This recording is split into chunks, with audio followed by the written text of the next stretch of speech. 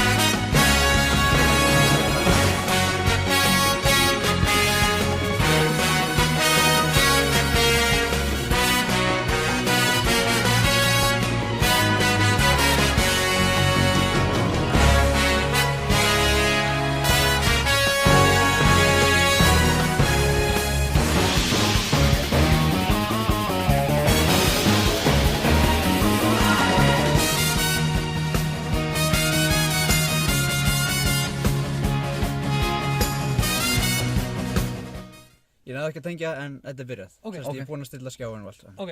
Captain Marvel. Taka 2. Nei. Ok. Komið heil og sæl og verið velkomin í Bíóbílinn. Það eru við þeir sömu, alltaf. Og við prófum nýju bragðtegundina í pylsuversmiðju Marvel. Það er Captain Marvel í þetta skiptið. Sagan segir frá ungri konu sem gengur í flugherinn. En fyrst er sagan sögð af því að hún er út í game, berjast við eitthvað lið og henni er rænt og veit ekki alveg hver hún er. Hangandi upp í loftinu. Já. Og þetta er svona, já, hún veit ekki alveg hver hún er og söguþráðurinn fer svolítið út í það að reyna að finna auðkenni hennar og finna sinn stað í tilverunni og heiminum og í kosmosinu. Og öllu saman. Og hennar helsti félagi er Samuel L. Jackson sem er búið að fara í gegnum svona Nýp kominn og Die Hard 2. Já, hún búinn að drekka svolítið mikið af meyjablóði þar sem hann hefur yngst töluvert í þessari mynd. Með djöfulega tækni Disney veldisins. Yes. En ég verð að segja að það er mitt gaman að sjá Agent Coulson líka aftur, loksins. Samanlega. Já. En já, þetta er rauninni söguþráðurinn í svona sinni einföldustu mynd. Einmitt, leikstjórarnir eru Ryan Fleck og Anna Boden. Þetta eru hjón, þau eiga ekki margar myndir að baki sér en þau leikstýra mynd sem heitir Half Nelson og er frá 2006. Ryan Gosling fekk Óskarstilnefningu fyrir leik sinn í þeirri mynd. Ég mæli með að horfa á hana líka. Það er miklu meira low budget mynd, þetta er náttúrulega svaka dýrmynd og þetta er þeirra fyrsta svona tilraun til að gera svona dýra og bara, já, svona stóra ofurhetjumynd. Þannig að, já. Leikararnir, það er Brie Larson leikur Captain Marvel eða Carol Danvers sem er sett Captain Marvel og síðan er Samuel L. Jackson snýr aftur sem Nick Fury og Ben Mendelsohn leikur vondakallinn og þeir eru svona Skrulls, þeir hitta Skrulls, það eru græni kallar. Já, hverju fleiri? Annette Bening er hana, Jude Law leikur líka, ég man ekki hvað karakterinn hans heitir, það er svona mentorinn hennar Brie Larson. Talos, já, Talos. Nei, það er Skrull-gaurinn. Það er Skrull, já, það er Skrull-gaurinn, já. Nei, já, hann, Jude Law er... Það er ekki alltaf. Já, nei, Jude Law, hann heitir eitthvað svona Jogr-jar, Jarjog eða eitthvað svona. The Great Yogurt. Já, The Great Yogurt. Núna, nýju myndubræði. Já, Jude Law, The Great Yogurt. Grænum Power Rangers búningum og eitthvað. Já, einmitt. Já, það er bara, þá erum við búin að þylja það upp. Yes. Já, svo bara hvað okkur finnst. Mér fannst það bara góð mynd. Ég meina, hún er ekki, þú veist, gallalaus, en ég meina hvaða mynd er gallalaus, en hún, ef maður talar svona eins og það búið að auglýsa svona mikið svona female empowerment að hvetja konur áfram og svona, þá finnst mér hún gera það bara mjög vel, persónulega allavega.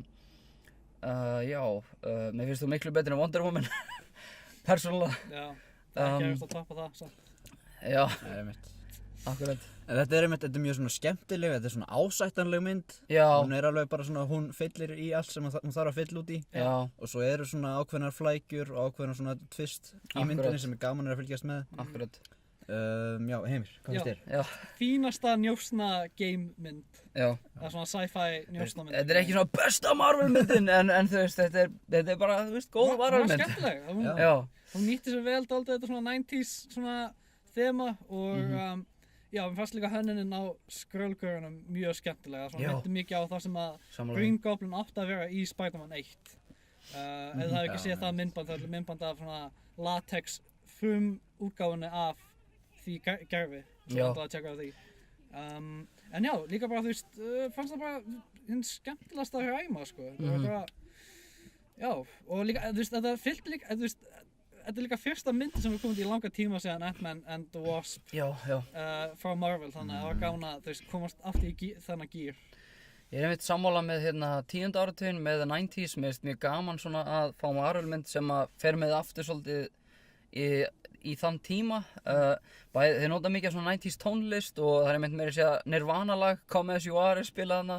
Ég kunna að mynda það, Brie Larson er í Guns N' Roses ból á ákveðnum tímapunkti. Já, Nine Inch Nails ból líka. Já, einmitt, mér fannst það mjög töff. Fíla. Mikið af svona 90s lögum, og mér fannst kvikmyndatakan líka mjög flott á köflum, það voru svona myndskot sem voru mjög flott. Mjög hugmyndarík skot og svona hvernig þau stíliseruðu þau sem hasaratriðin. Einmitt. Svona þetta Asian scenes. Asian. Leikurinn, mér fannst Sam Jackson, ég meina Sam Jackson er bara alltaf góður, þú veist, hann er alltaf bara snillingur. Leikur svona svona Avengers Nick Fury, mjög gaman að sjá það. Og mér fannst Ben Mendelsohn er alltaf mjög góður, hann lék svo Talos sem er aðalvondi Skrull náunginn. Jude Law fannst mér líka góður sem hana jógurt. Það er nýja nöfnið, Jude Law, jógurt. Og þannig að mér fannst útlaga jógurt. Mér finnst svolítið áhugavert að bera saman til með Brie Larson sem Captain Marvel við kannski Gal Gadot sem Wonder Woman. Mér finnst allan að Brie Larson er og svona objectively speaking myndi ég segja að væri góð leikona, hún vann Óskarinn fyrir Room og hún átti það fyllilega skilið. Hún virðist velja sér áhugaverð hlutverk þó hún hafi oft verið kannski bara í aukahlutverkum eins og í Scott Pilgrim vs. The World, Spectacular Now og Dawn John, hún svona er oft í bara einhverjum var oft í svona aukahlutverkum. Og líka Skull Island, eða hvað heitir Já, Skull Island, já. Það finnst hún var í þeirri mynd með Loka, með Nick Fury og nokkrum öðrum sem að og líka í Marvel myndunum. Enn að steiktaði með Half Nelson, Anthony Mackie leikur í Half Nelson sem er sett myndin eftir Ryan Fleck og Anna Boden frá 2006 og hann leikur Falcon í Marvel heiminum, þannig að þetta er svona, það tengir út allt í kvikmyndum. En svo ég held við sem búin eiginlega bara farið. Já, en ég verður að segja því að við vorum allir að tala um þetta 10. ára tímabil að þó að hún sé að gerast á þessu tíma að þá er það ekki of augljóst að þetta sé að gerast í the 90s. Já, það er einmitt, það er ekki svona alveg in your face kannski svona. Sem er fínt því að það myndir eiga það stundum til svona hei, við verðum að nýta þetta því við verðum að gera þetta á þessum tímapunkti. Við fyrir svona nokkuð skater kids í þessu skoti og það var enginn sem sagði svona totally awesome eða tubular eða wow, extreme man. Það er ekkert svoleiðis. Hún er að skokka í og Karate Kid og svona æfa eitthvað með þjálfarinn. Það með Sam Jackson segir við Brie Larson eitthvað grunge-lookið ferðið vel og svona. Þannig að það er alveg svona nokkur svona 90s svona references en þau eru ekki of svona ábyrrandi eða svona alveg hún í andlitið að þér.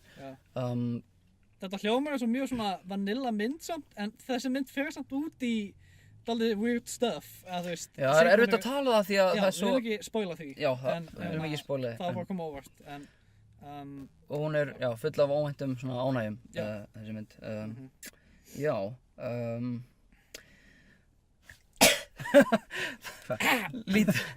Lítið annað eftir að segja, við þyrftum eiginlega bara að gera svona spoilersvæði dauðans til að tala um allt sem okkur langar að tala um svona innan Marvel heimsins og Já, það er samt gaman að sjá sko að því að þessi mynd hún gerist á undan hvað tímaröðu var þar, hún gerist á undan Iron Man myndunum og einmitt. Þannig að þetta er svona í rauninni á að vera fyrsta ofurhetjan þannig séð í þessum svona heimi.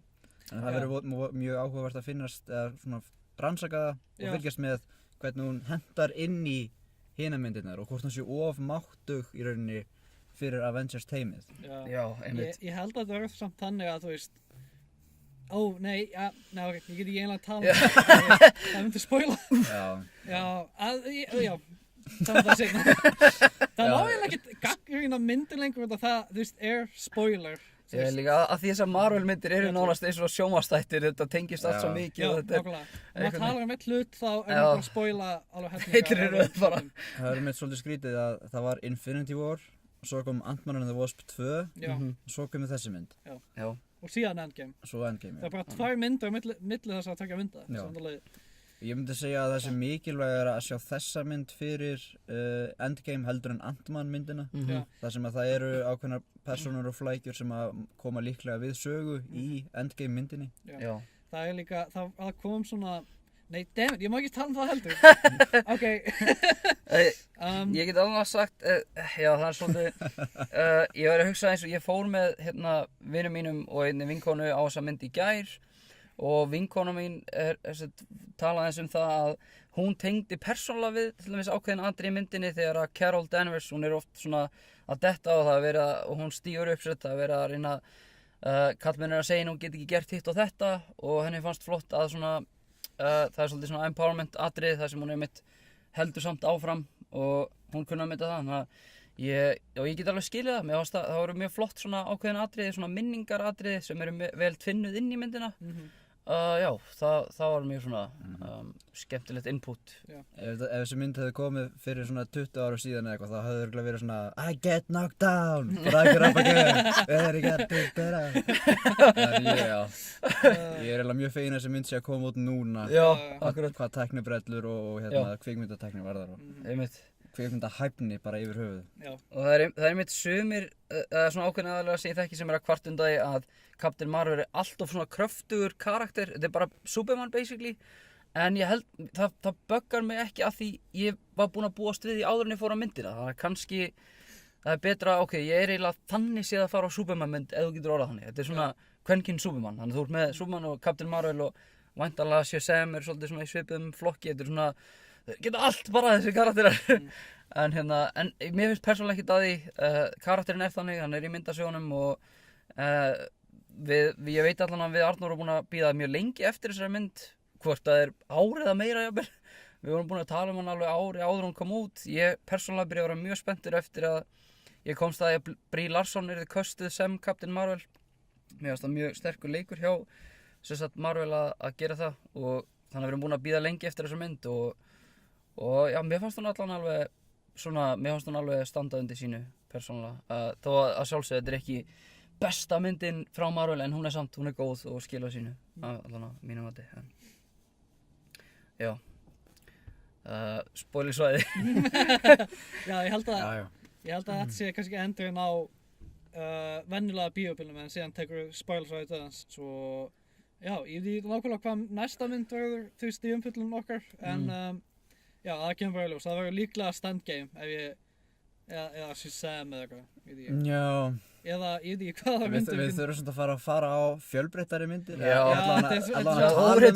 ofurhetju bíóbílinn. Já, við eigum það til að fara, svona það lítur út fyrir við séum bara að fara á þessar myndir, svona Marvel myndir, en við erum að fara á aðra myndir en bara oft ekki að taka upp. Já, það var líka tímabil þar sem við fórum bara allt meiri sem myndir sem að við vissum að við erum bara lélegar, við vorum samt að þar, þannig að það er svona. Við vorum líka meira þau svona í stuð til að taka upp bíóbíl en núna viljum við svona dálítið bara ekki neitt eftir bíóbíl. Já. Svo mikil átök að sitja bara þarna. Sitja og tala myndir allt kvöld.